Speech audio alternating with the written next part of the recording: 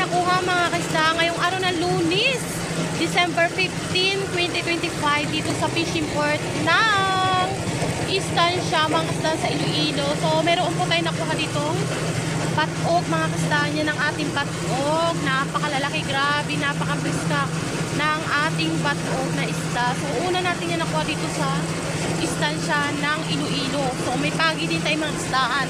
So yung pagi, may dadalhan tayo niyan sa Atlawan. So may mga suki tayo sa pagi. So ginagataan nila yan ang pagi.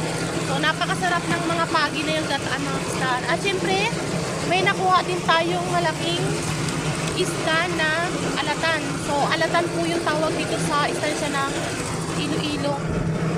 Yun o, napaka-priska ng alatan na isda. Napakalaki niyan mga isda. Pwedeng-pwede mo isigang yung alatan. So napaka-priska ng alatan. Bagong kuha lang talaga mga isdaan. So ngayong araw ng Lunes mga isdaan, 1:15 ng madaling araw dito sa Estancia ng Iloilo mga isdaan. So 1:15 ng madaling araw ng Lunes. Yan palang ating nakuha. Pagi, alatan, at batog yung ating nakuha. At syempre meron din dito mga isdaan. Yung isa kabanyera na sapsap.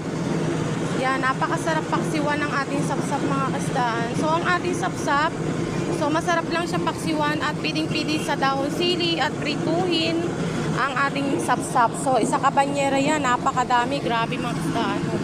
Sa mga suki natin dyan, mahilig magsapsap, magpaksiw, mayroon na tayong sapsap. So yan lang ang atin at maghahanap-hanap pa tayo ng ibang isda. So mga kasdan is meron na tayong sapsap at mga pagi at batog ngayon nakuha dito sa fishing port ng Estancia. So ang gagawin ko lamang is mag-iigib muna tayo kasi kailangan natin hugasan muna yung mga plastic. So bababa tayo dito. So yun yung ating galon. So mag-iigib muna tayo mga kasdan kasi napakadulas ng ng mga daanan no. So papunta doon sa baba iigib tayo. So dahan-dahan lang kasi baka tayo mahulog. Yan mga kasdaan. So napakahirap talaga mag-igib kasi napakadilim tsaka madulas pa yung daanan no. Ang haba ng mga maalon pa tapos may yellow pa, may green pa yan. So mag-igib tayo mga kasdaan. Napakahirap mag-igib. So napakalinaw ng tubig, grabe oh. So ito yung dala-dala kong balde. So dadali natin yun dito sa Rasco kasi mag-iilada tayo ng mga isda, oh. Diba? Ang linaw ng tubig. Yan. Igib tayo. So napakahirap nga lang mag-igib kasi madulas yung daanan niya papunta doon, no.